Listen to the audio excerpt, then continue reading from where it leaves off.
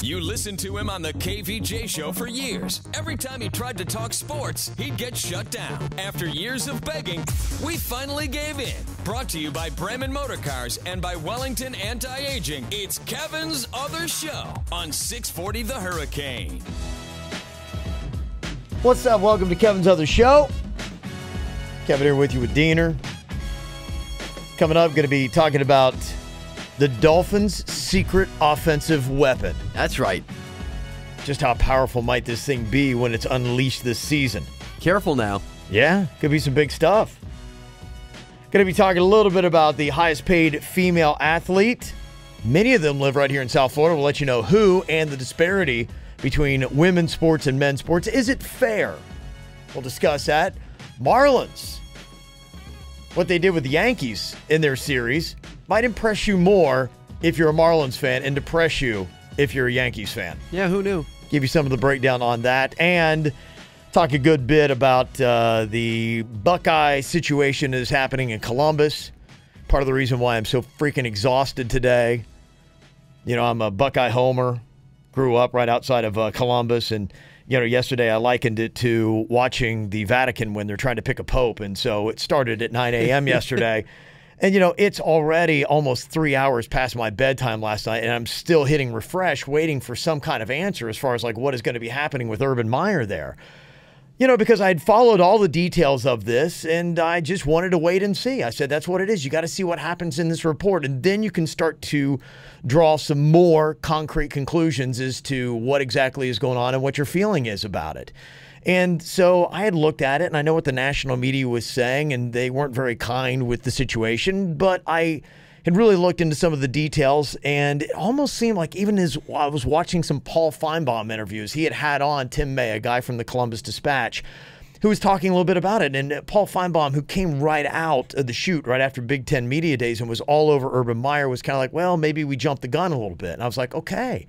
I think this is swinging back in the other direction. And so yesterday I was sitting there, you know my allegiance, but, you know, hey, look, as I had said, if there was wrongdoing going on and they were just sitting on domestic abuse accusations and did not do what they were supposed to do with it, then yeah, Urban Meyer needs to go. Right, That's you how said I felt that about from the start, pretty much, and we both did. I went into this and I was optimistic. The school had spent $500,000 doing this investigation. Seemed like it was going to be thorough, and I assumed what was going to happen was going to be something that would make you all feel good. And for me, I was kind of hoping that maybe everybody would see a little bit more of what I had seen, digging deep into the details of what is a really sordid case. And I was hoping that Urban Meyer would be able to show a face of who I had believed that he was in the last 6 years, had learned from mistakes he had made at Florida. Right. And over 6 years had tried to put on a good face at Ohio State. And I got to tell you, I saw the report, watched what happened during the day, saw the press conference last night, even read the report this morning of 23 pages. And I just come out of all this so disappointed and so discouraged with how this went down.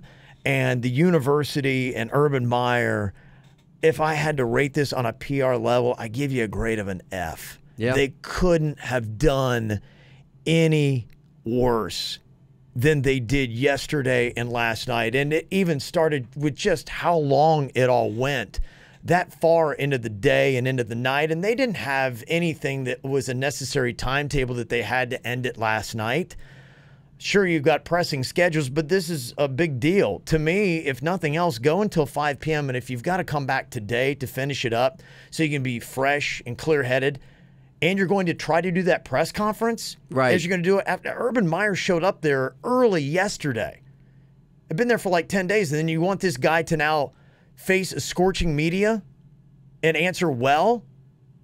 I mean, you're not setting yourself up if I were in that room and they were talking about this, regardless of any of the details, I would say, hey, if we want this to look good and we want to present our side well, let's do it with people that are rested and clear-headed, and we have very good perspective on this. It seems like there was a stalemate that was happening, and there were some reports that it was the president and one big booster that were really opposing the rest of the Board of Trustees and Urban Meyer, who was saying, I did not want any kind of suspension at all.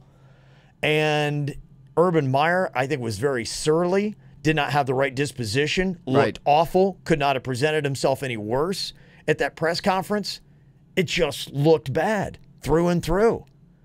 I think for me, this is, really just partially about what happened, but it's mainly about how it was handled. Because there is still a mess of a story at the core of this, but it was just handled horribly. The way I liken it, my analogy on this is you've got a beautiful white shag carpet. It's laying there. And that is Ohio State and their football program. You want it to be pristine. You don't want any spots or blemishes on it. All of a sudden, your dog has laid a big turd right on top of it.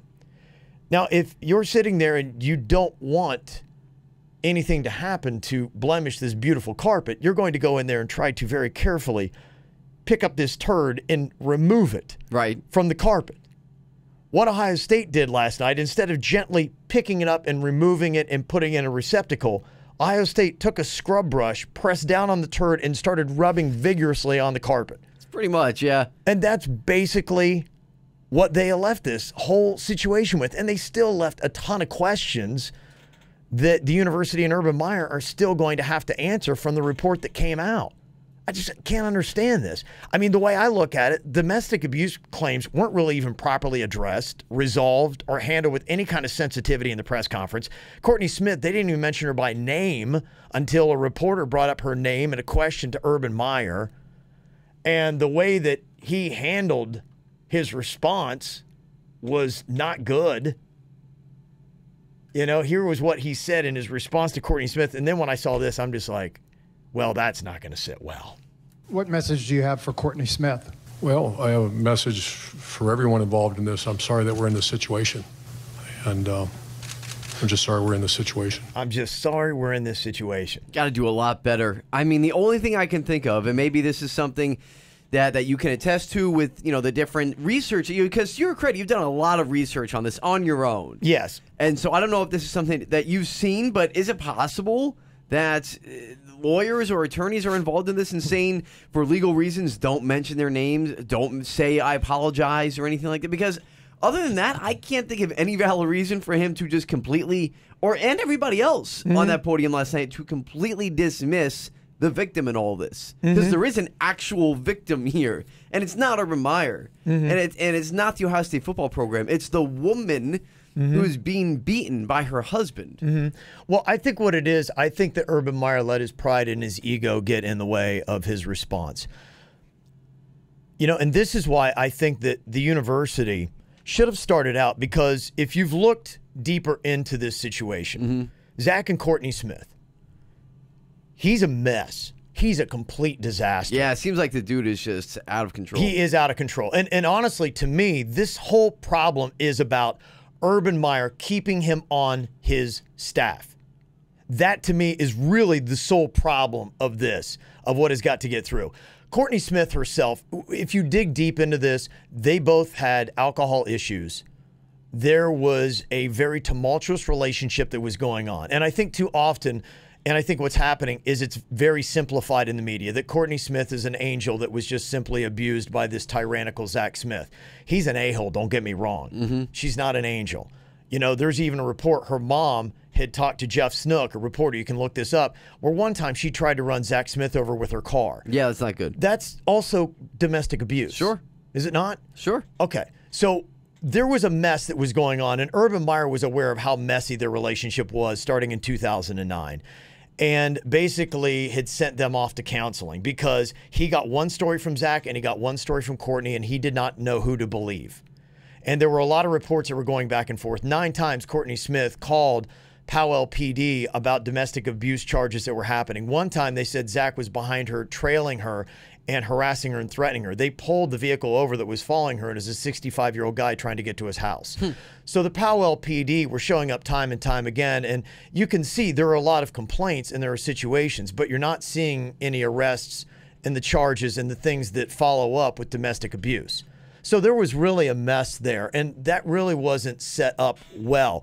And if you even look at the report itself that came out from the commission that looked at this, they said Meyer did not violate policy, law, or contractual obligation by failing to report Zach Smith's 2009 arrest at Florida upon his hiring at Florida. And then they went on to say, at another time, neither Coach Meyer nor Athletic Director Smith violated any policy rules, law, or contractual obligation in connection with the alleged domestic abuse claims against Zach Smith. I think it was kind of recognized that this domestic abuse charges, and this is really what it was all about, did he properly report it? We don't necessarily even know that abuse happened. And the national media is rolling with that, and that wasn't handled. That this is a difficult situation that the Powell PD was looking into, and the only obligation of the university is to report it within. They can't go and arrest anybody. They can't do anything, and it comes back to the fault of Urban Meyer is having this guy on your staff. You can't stop Courtney Smith. If he is abusing her, from him abusing her. That's got to be the police that do that, not the university and not Urban Meyer. Sure. But he cannot be on your staff. And that is ultimately the problem. And that's what's, the optics there and why it looks so bad. And plus, what they did last night, I mean, they made a bad situation a lot worse. That's what really got me. Yeah. That's what really struck me with all this last night. I was like, wow, this just got a lot worse, which was unimaginable, but it got so much worse for them. And to go back to what you were saying, too, do we or do we not know that she was abused? Because from the way everything has seemed, yes, there were no actual arrests, right? He was never arrested. Right. What had happened, and the most credible was back in 2009, and this is the troubling one. In 2009, what the allegation was that he had picked her up, in a sense, kind of like thrown her into a wall. Right. That was where, Urban had said that he and Shelley had met with them and talked with them and counseled them and then sent them off to counseling. And there were some discrepancies on that where Meyer had said that he had sat down with both of them, and she said, no, he did not. And Zach actually kind of corroborated that. There's a lot of this that happens in this story that I think makes Urban Meyer look bad. And the odd thing about this is the council basically, in a sense, it's so confusing. In a sense, for the most part, they did kind of report, in a sense, the way that they should have reported and handled this. Urban Meyer comes out of this, though, looking very shady in just how it was all done. Yeah. It's still such a clouded, bad situation, and there's a lot of questions with how this whole thing went down. It's just, the whole thing is very shady. And with her sending pictures of herself, with bruises and everything to Urban Meyer's wife and saying that she's being beaten, there's just a lot of smoking guns there. Whether or not it was actually ever proven in court, that makes people believe this. And the problem with that, Shelley Meyer, and what they came back with the report against Urban Meyer, Shelley Meyer had contacted the Powell PD to look for some information about what was going on, and they wouldn't give her details.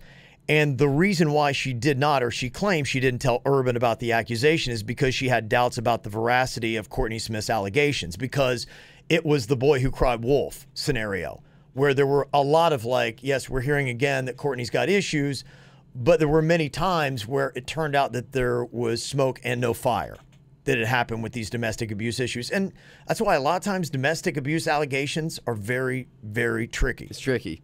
It really was, and it's a tough situation to handle. But there's zero excuse that Zach Smith was on Urban Meyer's staff and that he had kept him on his staff. Right. And the way that Urban Meyer and the entire, like I said, everybody else on that podium last night handled it was just absolutely disgusting, quite frankly. Oh, yeah.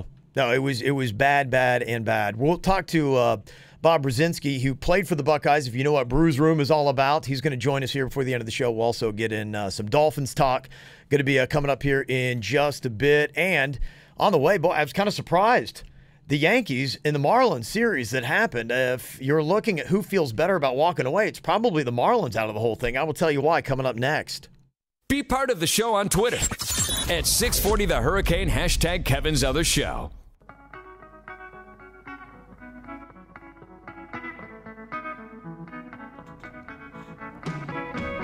Well, coming up a little bit later in the program, we'll get a little more to the Urban Meyer allegations. I've got, honestly, I could probably do about an hour-long podcast on my thoughts on it. I was going to say, we can just keep rolling with it even. because there's so much with this. I felt the song was appropriate, kind of. Give us some shelter with all of this today. Yeah, it's going to be nice to try to get it over with, but it just doesn't feel like any of it was handled well. No. We'll talk about it coming up here in just a bit. Bob Brzezinski is going to be joining us. Brews Room, he played on the Buckeyes back in the day and was part of the Killer Bees with the Miami Dolphins. And the Dolphins got a game coming up on Saturday night, but they've got a secret weapon. Well, I don't know how secret it is, but they're feeling a lot better about Mike Gesicki, and they think that this guy could be a game changer coming up for them. Apparently, he had an unbelievable practice yesterday. They were doing some red zone work, and he pulled in 2 catches that, like, nobody could believe. That's my guy, man.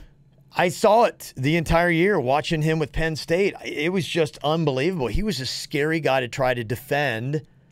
He was the kind of guy that could catch passes like going, hey, how did he even catch that? It was unreal. I mean, I really think the Dolphins might have an exciting talent there. Was this a steal? Because now I look back, and I guess we don't know yet because he hasn't actually played in any real games, but you go back to the second round when he was drafted, and I know myself, being a Dolphins fan, I was like, man, come on, draft a quarterback here in the second round. There was still Mason Rudolph from Oklahoma State. There were a couple of guys they could go after, and you see tight end. Why are they drafting this guy? But it looks like right now, at least, like I said, without any game action, they might actually have somebody here. Yeah, catching ability, I think, is what it's all about. It's him as a blocker. Obviously, he's still working on that, and you're going to have him in there because otherwise, every time he goes into the game, he's getting the ball. So it's not going to leave a lot of surprises, and it's going to be easy to defend. But the defense yesterday for the Dolphins were so impressed with what he was doing. They're actually trying to throw out some bets on how they thought he was going to do during the season. And they were putting the over-under on Gesicki catching 6 touchdowns and 70 receptions this year. Dude, I will take it. It's pretty solid. I'll take that all day for a rookie tight end. Pretty solid. And it's realistic, too. Last year for the Giants, their tight end, Evan Engram, he had 6 touchdowns and 64 receptions. So, if Gesicki has that kind of year, that's encouraging. The other thing I think is, kind of good, too, you're talking about 4 of your rookies possibly starting for the Dolphins this year, which, I mean, that's a good draft class then, right? That would be probably their best draft class since maybe the mid-'80s, if that is actually the case. And they're all really good players. Yeah. And yes, I mean, even if 2 out of the 4 they land with, Fitzpatrick, that would be a wonderful, wonderful change to previous history of Miami Dolphins drafts. I should say recent history. Yeah, when's the last time you could say something like that? Oh, man. Too often we're talking about how they, traded up to the 3rd pick to draft Deion Jordan. Mm-hmm. Don't get me started. I think probably the big thing right now, if you're a Dolphins guy, there's a lot of areas concerned. The interior of the defensive line, are they going to be able to stop the run? Yeah, that's one thing. Well, and the big problem with that, too, is the linebackers behind him. Not a lot of positive talk about what they've got back there, and those guys just seem like they're not be able to shed blocks. They're not able to stop anybody, and so are the Dolphins going to get gashed time and time again when it comes to the run game this year? It's possible, but you know what? It's one of those things where they've got to get their defensive scheme together when it comes to how they're going to build that interior line. I mean, they have guys who can play. Mm-hmm. It didn't seem like it last week when Christian McCaffrey ran over 70 yards for a touchdown. Right. But you know what? That's what preseason is for. You figure out what you're doing wrong, so that way when you come around to the start of the season, you're all good. Yeah, I feel bad, too, because you got 2 Buckeyes back there that apparently are not bringing it. Raekwon McMillan and Jerome Baker are apparently just getting, locked up. But I got to tell you, honestly, being an Ohio State guy, that has been one of the weaknesses for the Buckeyes on the defense. They've had a great D-line, but it's been those linebackers. And really, those 2 guys that the Dolphins have right now, they were suspect in college. And I don't see them being much better here in the NFL. I think that the Dolphins got to keep looking to try to find another linebacker because I'm not sure that you got it with either one of those guys. Is Zach Thomas too old? Is it? I saw him not too long ago at Dunkin' Donuts. He's still shredded. Really? He's in great shape. At a Dunkin' Donuts, no less. It was an appearance. He wasn't eating. Oh, okay. I was going to say, I really can't see him going in and getting a few chocolate frosted. I don't know. No, dude's in phenomenal shape. Yeah. He really looks great. Yeah, I'm good with him coming back. If we can get Zach Thomas to come in for a couple of games, that'd be good. Kind of intrigued to see where Des Bryant's going to wind up. I know the Browns are talking to him, but now maybe the Patriots might pick him up too because they just got rid of Kenny Britt. Man, I don't know who the Patriots have left. I mean, I'm looking at their list of receivers. Kenny Britt is gone. Malcolm Jenkins. They've cut like a few guys now. And it's to the point where Chris Hogan is their number 1 receiver. Wasn't that the guy in the Dolphins Hard Knocks who they called 7-Eleven? That was him, wasn't it? Yeah, right. Because he was always open. Uh-huh. So, I mean, at this point now, he's going to be Brady's number 1 guy until Edelman comes back. Yeah, you got Edelman out for 4 games. They did pick up Eric Decker. Yes. Yeah, so they might possibly have the hottest wide receiving core in all of football. It's a good point. Yeah. That's true with Edelman and Decker. Not sure if they're productive, but they're going to look damn good out there. Yeah, it's not bad. And they got 2 former Canes, Philip Dorsett. Right. and then Braxton Berrios, Yes, that's right.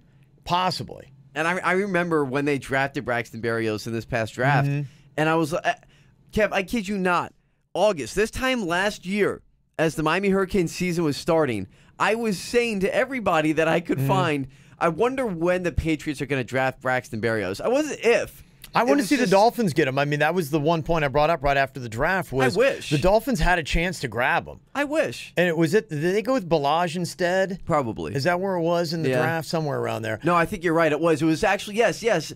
Berrios was drafted like 2 or 3 picks after. Yeah. And to me, I was like, you know, and you probably saw this too. I had the perception when I was watching Canes games last year, he just seemed like he was always open. And Absolutely. That to me is a craft that a lot of times Patriot receivers always seem to have that you would want to have on your team. He just finds the soft spot in the zone and he's open and he makes those catches and he just, you know, he's a great possession receiver. I went to a lot of those games last year, Canes games, Mm-hmm. and he is the prototypical Patriots wide receiver. He's going to be great on this team. I would not be surprised to see him contribute right out of the gate, honestly. Yeah, I think Especially so with too. what they have. I mean, Yeah. he has a shot at it. Yeah, would have been good. So, yeah, they're definitely going to need him. He might get to some playing time.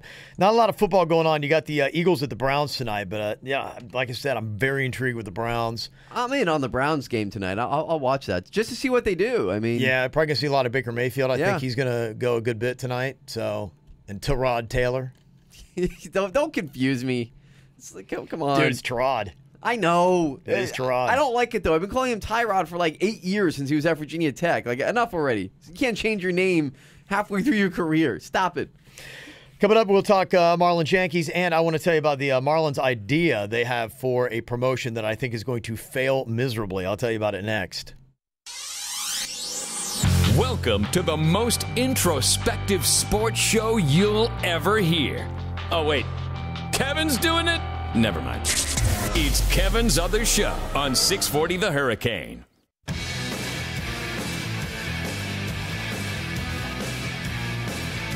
Well, the Yankees in town last night. Big loss. But, I mean, you know, the Yankees got so many players that are hurt. You might say, well, we got everybody hurt. And they do. I mean, honestly, I was looking. I'm like, I think the better question is who's not on the DL right now for the Yankees? Yeah, Chapman's on there now, I saw, too. I just saw that came up. I'm like, gosh, they lost 9-3 last night. But, I mean, still, somebody did bring up the point saying, you would expect the Yankees bench players to be able to beat the Marlins. Yeah, you know what, man? I don't want to hear. I don't want to hear these excuses from Yankee fans today. Marlins got to win against you. They took you to 12 innings in another game. To me, this is a moral victory. I think it's what it is with the Marlins. You're just looking for one moral victory after another. You split the 4-game series and you outscore the Yankees 20-19 in the 4 games. Man. So if you're a Marlins fan up against the Yankees, the mighty Yankees, you're feeling pretty good about it. Yeah, and vice versa. If you are a Yankees fan right now, you are not feeling good at all because this has been the problem with the Yankees. And I know Leo, our resident Yankee fanatic here, our boss, would probably say the same thing. This has been their issue, is losing to bad teams throughout the season. You can't feel good, about splitting a series with the Marlins. No. And especially, too, when you go to Marlins Park, the attendance last night, 25,547. Good Lord, there haven't been that many people since the 97 World Series. My Okay, the gosh. Marlins are pulling in 6-7. Yes. So you're figuring at least 18,000 of that, at least 2/3 of the crowd is Yankees fans. Wow. You're playing, in essence, a home game, Oh, for sure. and you still walk away with a loss. Yeah, and to your point, you can't feel good about splitting a series with the Marlins. This was a 2-game series. Yeah. So it's not like this was a 4-game series and it was a 2-2 split. They lost one and they won one. That is even worse when you really consider it. You Yeah. need to beat the Marlins both games if you're the Yankees. Absolutely. But Like I said, Marlins for the fans, season, it's a split. This is a nice moral victory. This is something you can walk away with at the end of the season and say, you know what? We played actually pretty well against the Yankees that series. And we won a game. Well, and you want to know why our home radio station, 640 The Hurricane, covers the Yankees Yeah, and not the Marlins? sure. That attendance, 51,822 in 2 games. My gosh. Whereas otherwise, you're going to get typically 12 to 14,000. In 2 games? Oh, for sure. Yeah, 51,000. And that's Yankees fans. There's just more Yankees fans that are plugged in to baseball in South Florida that will tune into a radio station to listen to their team than Marlins. That would literally take 7 to 8 games normally for the Marlins to reach that type of attendance. And they hit it in 2. Hit it in 2. That's the power of the Yankees fan base, man. Yeah. But we knew it. We knew it coming into it. We said these are going to be the most highly attended games all season for the Marlins. But wow, 25,000 a game? Pretty solid. That is. I mean, could you imagine the Marlins played that every night? I'll be honest. Now, I didn't even know Marlins Stadium fit that many people. I thought it was like 23, It actually looks like a real baseball game. It did. Yeah. How about that? It's crazy stuff. Things are going to return back to normal, and it could be a tough weekend for the Marlins. They got the Braves coming in for 4. Oh, here we go. And, yeah, you remember what happened when they were in Atlanta not too long ago with that little plunk thing that happened. Uh-huh. It's coming now. Yeah. And Acuna's back, and he just hit a leadoff home run saw again that, yesterday. I mean, Yeah. this dude is unbelievable. It's pretty impressive. But you will not see Urena in that game because he is now officially serving his suspension, and he won't be back until the Boston series. I was wondering that because I thought I saw Yes. him pitching like a couple days later. I'm like, oh, I thought he was suspended. He did. I guess they were appealing it, so he was able to. Oh, okay. He was able to play that game against who was. So it, the they worked it out Nationals. so he'll be suspended for this series so he doesn't have to worry about getting plunked. Exactly. Oh, that's smart. That's exactly what they were doing. They Yep. played it. They played it. So Okay. they delayed it a little bit. Now he's out for the Braves series, and he'll be back when they play Boston. Okay, smart. It is. Yeah. 'Cause Otherwise, he's taking a fastball. Jose Urena was going to look like Ichabod Crane walking around with no head. Right. That's what would have happened. Yeah, good idea. Tell me if you like this promotion that the Marlins are going to be doing here. Okay. When they take on the Phillies September 3rd. ESPN has done this thing called Ditch Days. It's a contest where fans are invited to share their best excuses for skipping work to attend an afternoon baseball game. Fun. You're talking about an afternoon Marlins baseball game, why you're going to ditch out of work. And already the jokes started popping up, being going, I'd rather be at work. But part of the problem with Of this, course. if you look at the calendar, September 3rd, wait a minute, that's Labor Day. So people are going to be off work anyway. So it's all about labor. So if you're doing ditching work and it's about Labor Day taking off of work, why would you put your ditch day promotion on Labor Day? Now, is this a Marlins thing or an ESPN thing? It's ESPN in coordination, I think, with the Marlins. You do have to go to ESPN.com/ditch days. So you're right. Okay. To be fair, I assume the Marlins have to be in on it. Right, but that's what I was wondering. So you want to give more shade to ESPN? I wasn't sure because It could be fair. if it's more Marlins, then of course you start thinking, well, now they're just trying to find any excuse they can for people to come to their games. And you're going, did someone who put this together, did you not realize you're doing your ditch days to skip work on Labor On Day Labor promotion? Day? That is kind of a fail, isn't it? It's a major fail. Yeah, it's pretty bad. Someone, whether it was ESPN or the Marlins, did not do this the right way. Mm-hmm. But hey, they tried. Want to give some props to Serena Williams. She topped the Forbes list of the highest paid female athletes, made $18.1 million over the past year. It was pretty much all endorsements, all but $62,000 of it was, but hey, it's still number one. Sloane Stephens, tennis player here from South Florida, she made $11.2 million. Pretty much all the female athletes in the top were tennis, other than Danica Patrick, who was number 9 for racing with $7.5 million. That's still pretty good for her, though. Yeah, some people were looking over at the highest paid male athletes and saying, this just goes to show you, it's just not fair. Floyd Mayweather, $285 million was number 1. And even if you go all the way to the bottom of the list for the top 10 highest paid male athletes, you got Matthew Stafford at $59.5 million. Why? Well, highest paid females, 18.1 at Serena Williams already between number 10 for male, number 1 for women. You're looking at a pretty serious disparity. For sure. Do we have a problem here, or is this just a result of a fair market capitalistic economy that we have? I mean, you're talking about Serena Williams is one of the most dominant athletes of all time, and she's not even touching some of these guys. Yeah, I mean, I really think it just comes down to, like you said, a capitalist society where guys like Floyd Mayweather and Conor McGregor have all that money on that list because of just the one fight that they had. Well, and look at the sports that it's in. It's spread out from boxing. You don't really have female boxing. Right. Nobody's watching that. It's Lionel Messi with soccer at 2. Yeah. Women's soccer doesn't seem to carry her imprint as well. MMA, Conor McGregor was number 4 on it. Then you got a little bit of basketball in there with LeBron James. The WNBA is, arguably with attendance, viewership, not nearly as big. It just, it comes down to the fact that women's leagues and women's associations just don't have as much money behind them. as the men's do. I feel like if you're talking about a sport where there's close to equality, it seems like tennis. And I'll argue with you because you look at all these other sports, you're pretty much, I'd say most people, obviously, are going to say I'd rather watch men's sport for that version. But tennis is the one where I got to tell you, a lot of times I think I'm more into the women's tennis than I am into the men. And I think that's why you're seeing that many female tennis players in the top 10. Oh, yeah, no, it's very competitive. I love watching female tennis. I mean, the men's is great, too, obviously, with Nadal and Federer and all these guys, Djokovic, that always come around and have great matches. But there's a lot of great matches on the women's side. Yeah, so I think it boils down to fair market. I mean, it's capitalism, baby. It's just the way it is.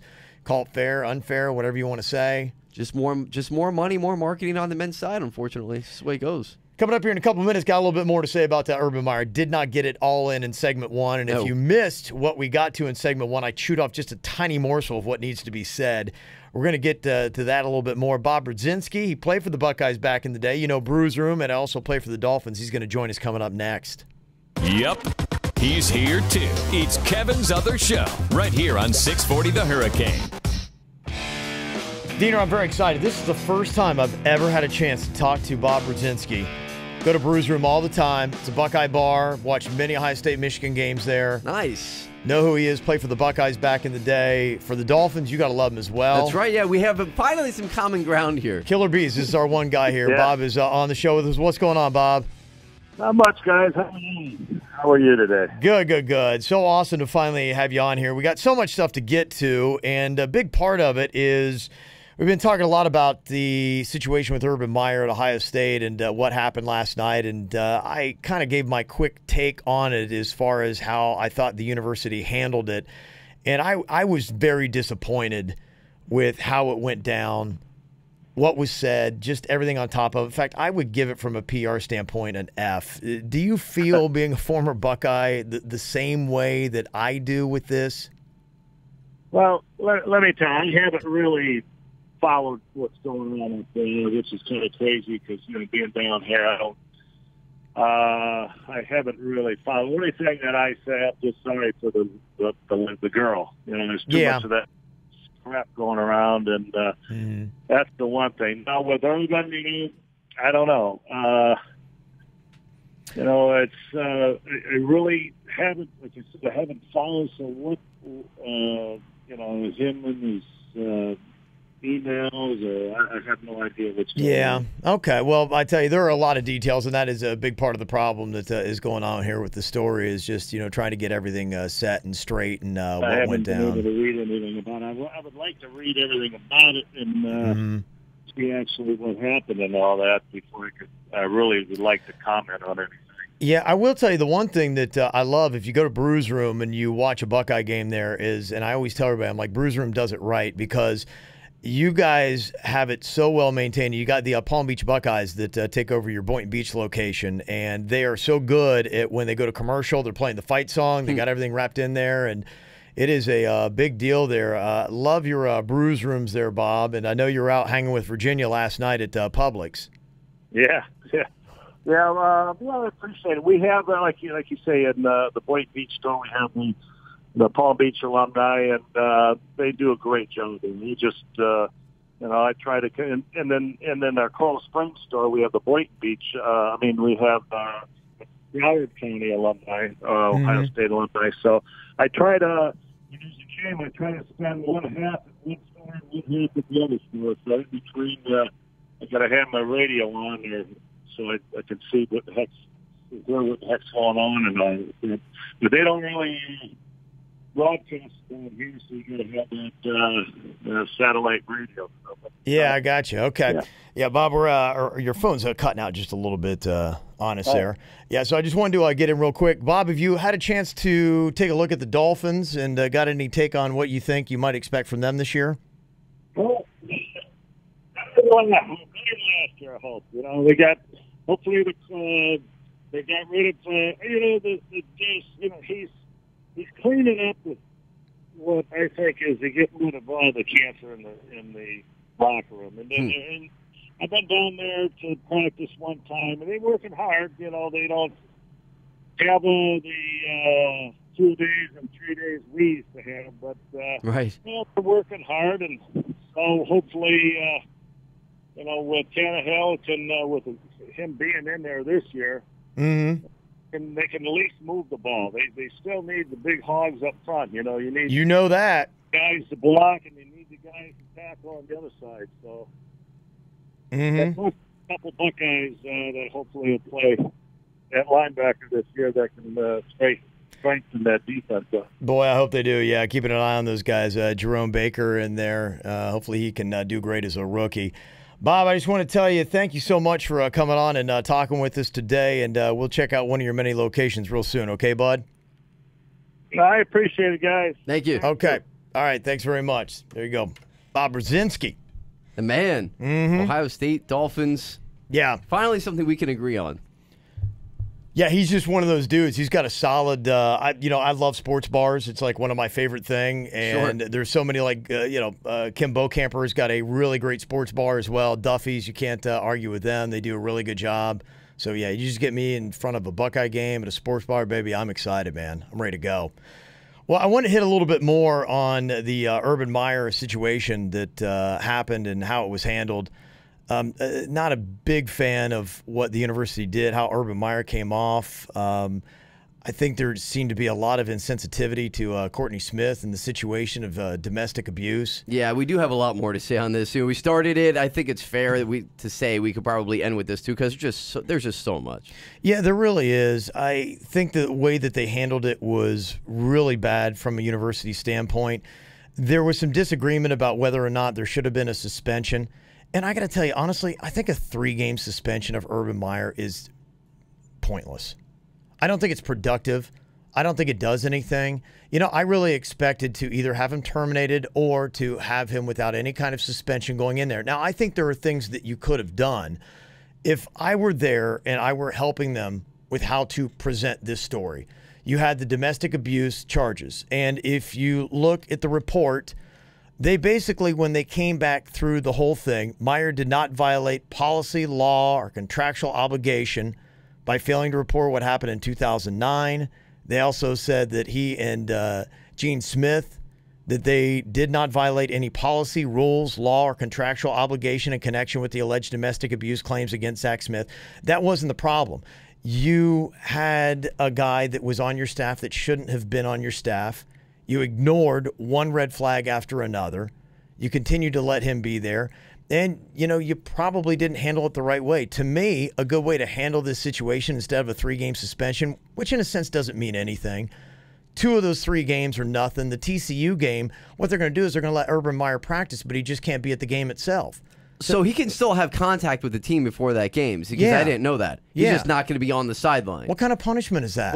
What they did here is just completely for a show. I mean, everybody's mad at Urban Meyer today, which, I mean, in my opinion, rightfully so. Yeah. For the way that he handled that press conference last night and the way that he appeared.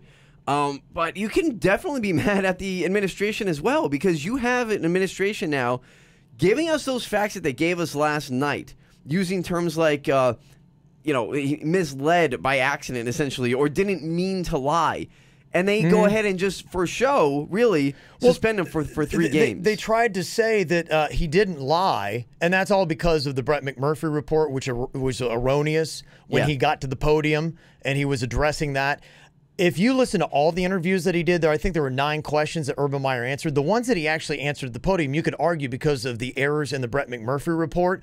He was talking about the felony arrest, which did not happen. And he said, I don't know who writes a story like that. That is what they're saying wasn't a lie.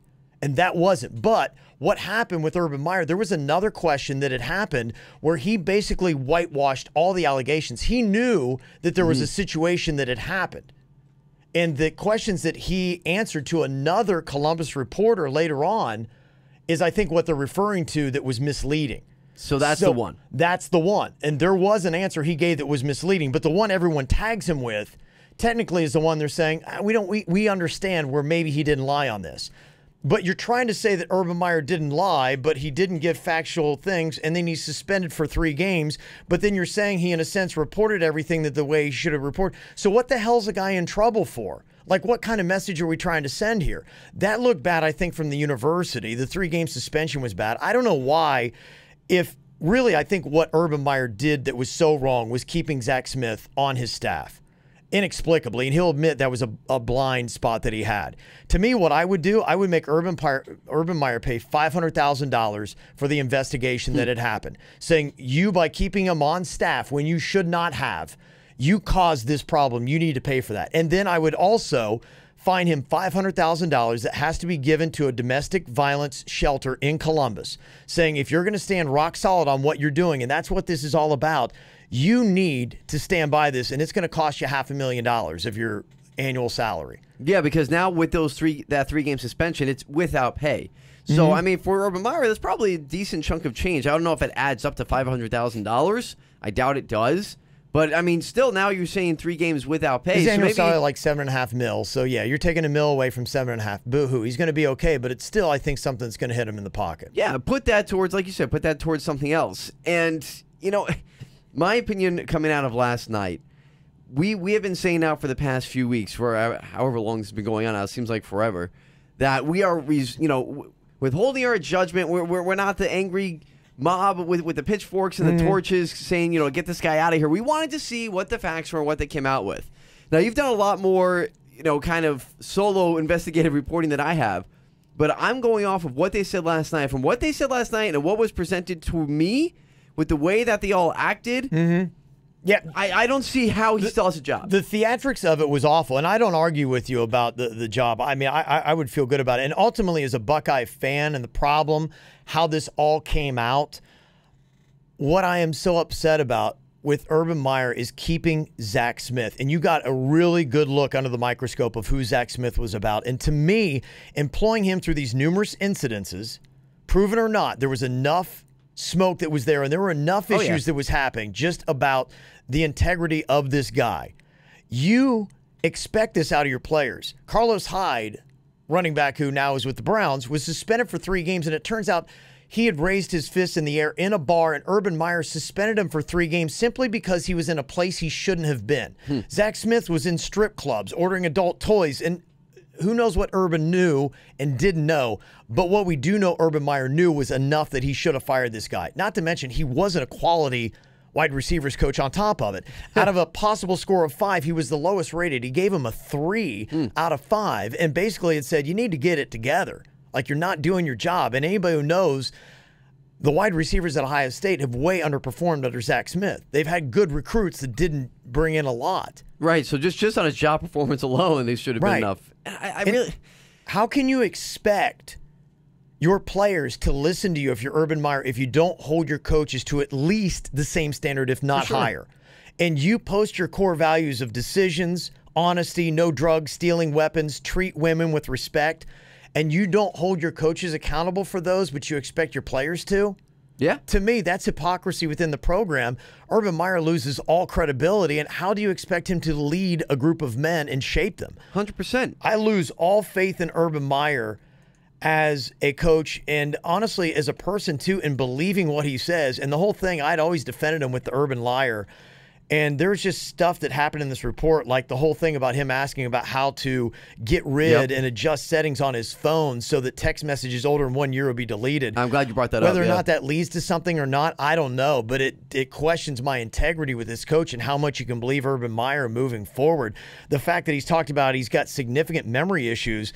Well, if that's why you couldn't remember some of the facts, that might explain that. But how are you going to run a Buckeye program if you can't remember anything? It's so shady, man. There's so many shady things about this. And look, when you have a guy, let alone whoever it is, whether it's Urban Meyer or anybody in any kind of investigation, and he is coming up to you and saying, hey, I'm afraid they're going to look at my phone during this investigation. How do I delete text messages that are a year or more older? Shady. What? Shady. Yeah. Completely shady. That's yeah, someone who has agree. something to hide. And here's the only thing I would say about the media, because they keep talking about the domestic abuse charges, and God bless Courtney Smith and Zach Smith's kids, 6 and 8, that they're they're at the core of this. You have 2 parents that I think were a mess, and that was a mess. And I don't even think that's the stem of the issue. The national media is like, he lied in that one question. I don't think that's the case. The domestic abuse stuff, though unfortunate, that's not what gets me. The fact you employed this guy through all these allegations and everything that happened, and possibly Urban Meyer,